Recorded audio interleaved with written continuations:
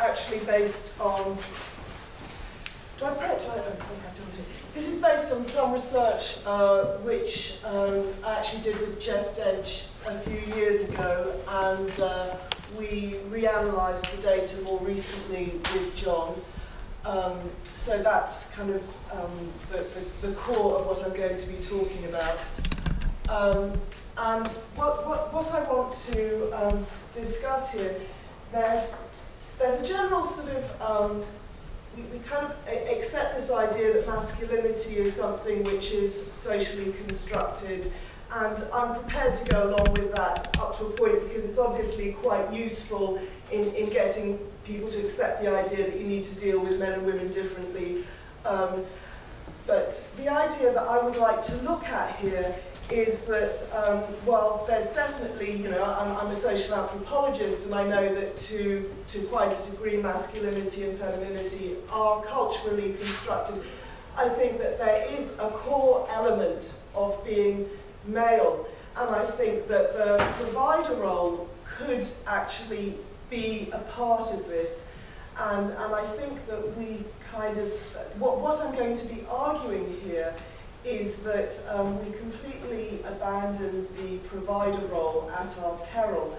I think it does still have a potentially useful role to play, albeit circumscribed with various conditions. I think it does have a potentially useful role to play, and I'm going to talk about this in the context of boys' underachievement in education. Obviously, I'm not going to talk, we know about the underachievement of boys in education, so I'm going to skip that. And here I'm just going to point out that the very close and established relationship between educational underachievement leading to unemployment and male unemployment is directly related to single parenthood. This has been, and I've put the references at the end, this is confirmed that there's a very strong relationship between male unemployment and single parenthood, and therefore this is the way in which the cycle gets repeated. What perhaps is less acknowledged is that single parenthood has quite a lot stronger impact on boys than on girls. So while here, oh sorry, I'm doing the clicking thing when I'm wanting to do the light.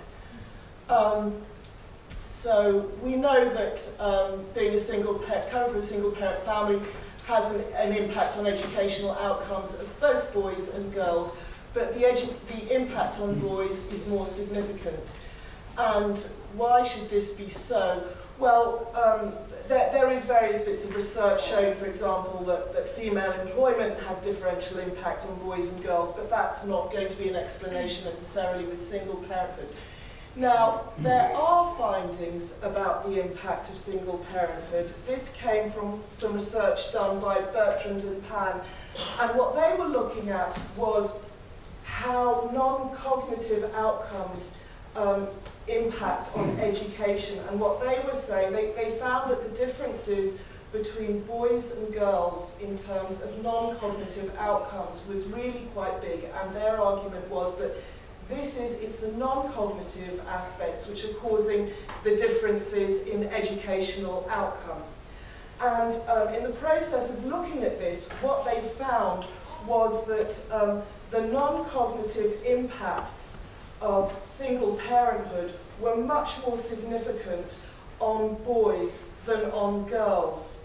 And they explored what some of the potential pathways might be to account for this more significant impact of single parenthood on boys' non-cognitive outcomes. And they actually found that single mothers were treating their boys slightly differently from girls. They looked at a whole range of variables, and as I say, I'll give the reference at the end. I'm just doing a very, brief sort of tour of this. It looked like very rigorous research to me. Their thing was these top 3 things, and they found that there were these slight differences. But these slight differences actually had quite a significant impact on boys' non-cognitive skills. But what was I think the really interesting part of their argument is this next slide, because what they showed was that the real difference occurred not so much in these slight differences between the way the mothers treated their sons, but it was in the way that these slight differences were processed. So if we think of, I just think, you know, plants is quite a good analogy. So if you've got your girl plant, and she gets lots of sunshine and rain and all the good things that she needs, she'll do fine, she'll come out nice, she'll come out a nice plant. Same if your girl plant gets, you know, doesn't get too much water and gets a lot of shade, she'll still be all right. There is not really such a range of differences. But your boys are actually much more responsive to these conditions. So a slight change in parental input actually has a much bigger impact on boys. So your boy plant with sunshine and rain really thrives and blossoms, and your boy plant without it will really sort of wilt. So the difference really seems to be a slight, I don't know how to describe it, but there is some kind of difference between boys and girls. But even then, this didn't really, it still didn't explain the big differences which they found in the educational outcomes between boys and girls. And so what I'd like to talk about a bit is you know, this whole idea of the differences of the male. So far we focused on how the female impacts on the child. What about the male impacts? And of course it's this whole argument about the boy not having a role model. Your girl can see her mother, who is the centre of the family, and she's earning in the outside world. She's got a great role model, and your boy doesn't. And what I want to suggest about the importance of the male role model is it can't just be, a male role model can't necessarily, for a young child, it can't necessarily be anyone. It can't just be someone from outside the family with the same gender and the same ethnic identity. The crucial, what makes a role model really work is that the role model is in the family, preferably perhaps the father in the family.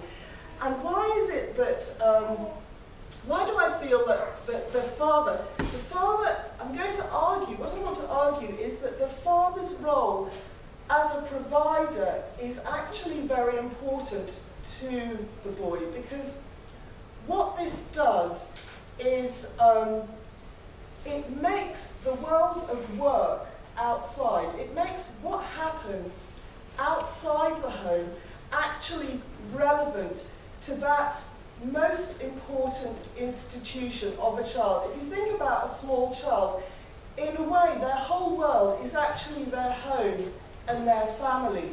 And it's when they see the father bringing from that outside world, it actually has a role to play in the home. It's then that what happens outside actually becomes important.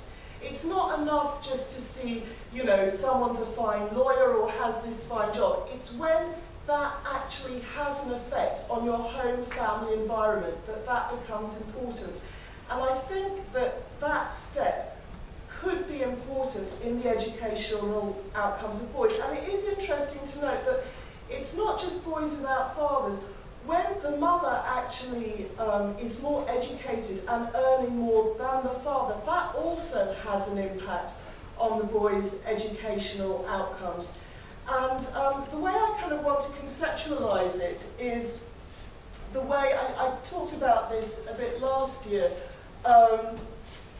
So this is what it makes work seem important because it's relevant to the family, and it makes the boy feel that he's important because he can see a unique role for himself in the home.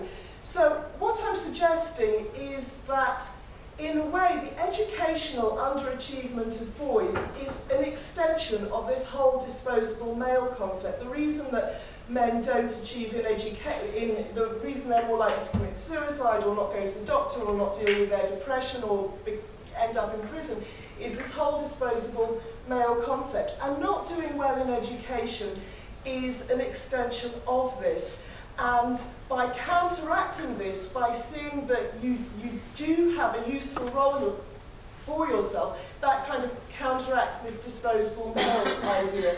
And I think the way I conceive the provider role, I discussed this a bit last year.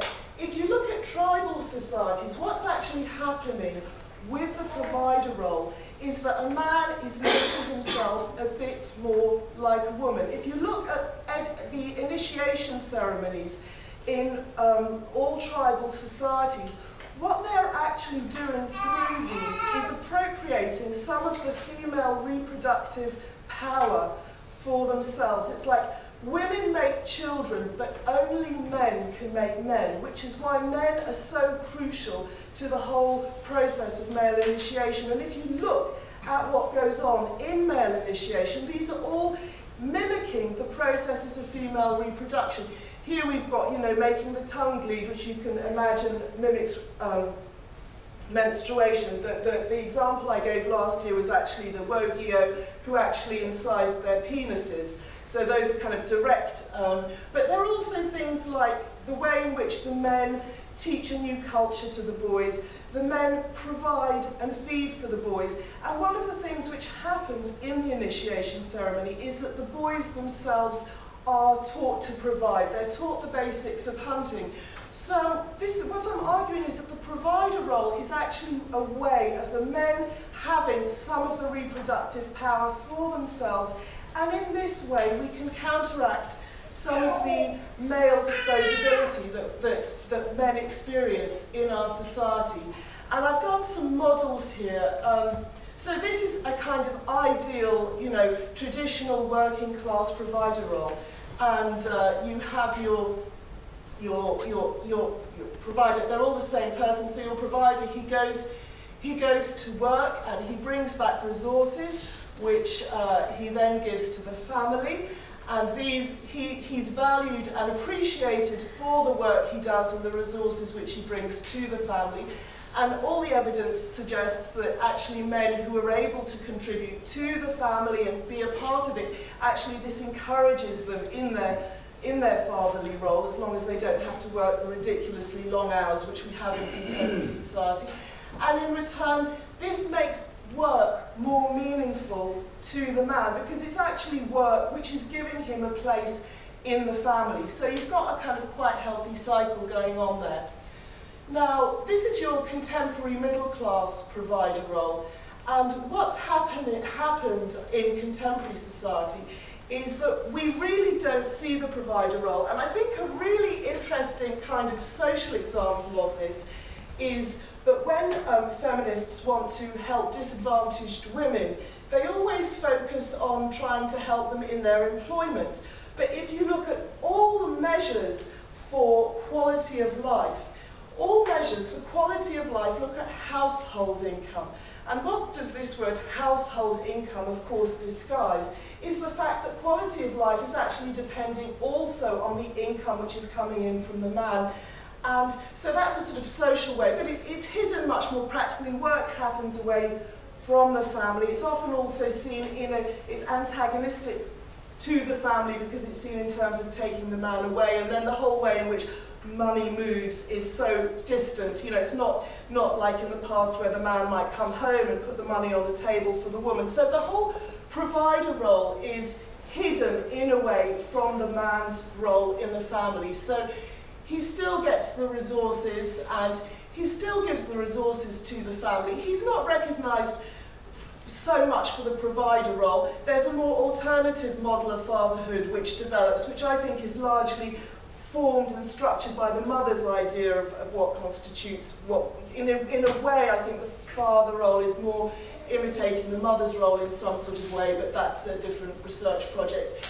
But he gets value and recognition. The work which he does is intrinsically rewarding, so he doesn't need that to go on working, because work itself is intrinsically rewarding. And so that, in the middle classes, it all works really quite neatly. And then I want to look at what, say our contemporary working class, these are all sort of ideas. In your contemporary working class father role, your father is much more sort of peripheral in the family. Often they're not married, he might not even be living there. because of the way benefit system works. So your man works. I've made the resources arrow a lot thinner. Of course, the resources are much smaller, which might explain why he's more peripheral to the family. Again, the provider role is still doesn't have social. It's not socially acknowledged. It's not valued in our society, so he doesn't get recognition for that. And the trouble here is that his work is not actually all that rewarding either. So various change of circumstances, quite often these men end up outside of the family. Maybe the resources are not great enough or whatever. So he no longer has the family as a motivation to work, and yes, there's your father. He may stop working, the resources may stop coming, the provider may disappear, and the state takes over. And so it's a different. And so what I would imagine is that if you're a child growing up in one of these different environments, you're going to have a very different idea about what the role of the father is and what it means to you, depending on these roles. And we did some research just to try and test this out, to see if there were any differences in educational outcomes between boys who might have this concept of the provider role and who didn't.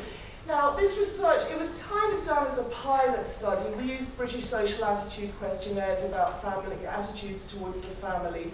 And the research doesn't, it shows some correlations. What the precise relationship is needs a lot of working out. But we looked at it, and we looked at a whole range of questions, and there were some interesting findings. We did, there were various ways in which we assessed levels of academic achievement, and we found that the question which sort of summed them up best was, how interesting do you find school? So we'll stick with how interesting do you find school.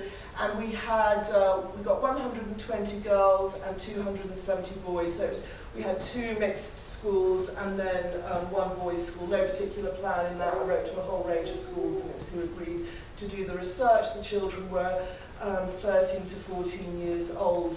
And it's the first time British Social Attitudes is actually a questionnaire which is designed for adults. So it was kind of quite experimental to see how do these questions work out with children. But anyway, so we did find that there was a really neat relationship between expecting to get married and how interesting do you find school. So it could simply be that the boys who've got fathers at home and everything's doing well, this provides them with a model of just how they expect life to be. But it could also be that this is the sort of nexus which makes having a father at home actually one of the reasons which is why boys do better at school. But of course, we also found the relationship with girls. It wasn't so strong, but we didn't have so many girls. So we did also have a relationship with girls. So that if there's nothing very conclusive in that. We also asked about, do you want to have children? There is actually, there's a bit of a relationship here with those who are very interested in school, definitely wanting to have children. And it goes down slightly. It goes up a bit with the ones who who are not doing well at school. I'll discuss this a bit more. Next question. Yes, girls. There was no relationship between wanting to have children and level of interest in school to speak of. This was, in most families, fathers play a very important role, and certainly where they felt that you can see that it's a very neat relationship. There was also, again, a relationship with girls. It was a bit more toned down, but there were fewer girls. So. This was quite an interesting question, because most mothers with young children prefer a male partner to be the main economic provider. Now, we had this relationship very clearly where those who are most interested in school do appear to have this traditional role model in their heads, and it goes down to a bit. But then, when it comes to those children who are doing really badly in school, again it suddenly goes up. And I wonder if there's something compensatory going on. They're not interested in school, but they have some traditional role model in their heads that might be compensating. I don't know. I think it's really, I would like to do more research on this and see what's going on. With girls and this question, there's a slight relationship, very slight, just that the ones who are very interested in school are slightly more likely, but there's no real relationship there. This was a question, we kind of did it as a pilot study, and their questions changed a bit from school to school, so some have got slightly smaller sample, but a man's main role to work, a woman's is to care, and here you had a very clear relationship, again, the traditional provider role with being interested in school. We didn't have that question of girls. This was another one, traditional, so we asked them various questions about the best way to organise work and family life when the child was under 3 years old. And the traditional division of labour encompassed mothers working part-time or not at all under the age of 3. Pink was, colourblind people, always right. Both parents prioritised work was where they both chose to work full-time, thinking that both working full-time was the best. Role reversal was where the father stayed at home and the mother went to work, and both parents working part-time. There was an interesting relationship where, sorry, I keep doing this, where those who were very interested in school had the most traditional attitudes, which goes down here, and then up again a little bit there. With girls, there was no particular relationship. So, what do I conclude from all of this? I haven't really quite thought through the practical implications.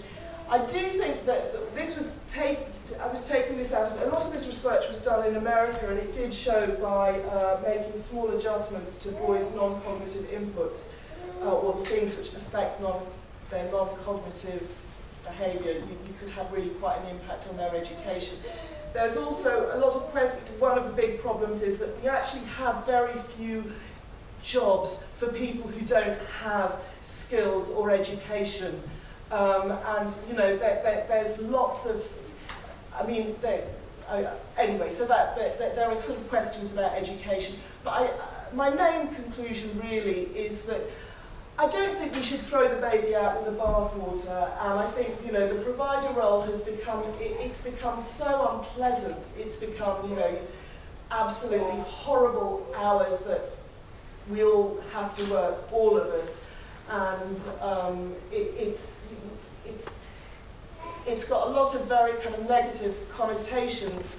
But I think that we need to be careful of completely abandoning the idea of the provider role. You know, maybe, I'm not quite sure, I kind of think it's a combination of ideas, but just, I don't think we should completely get rid of the possibility that the provider role actually has a very important role to play for men in their family life.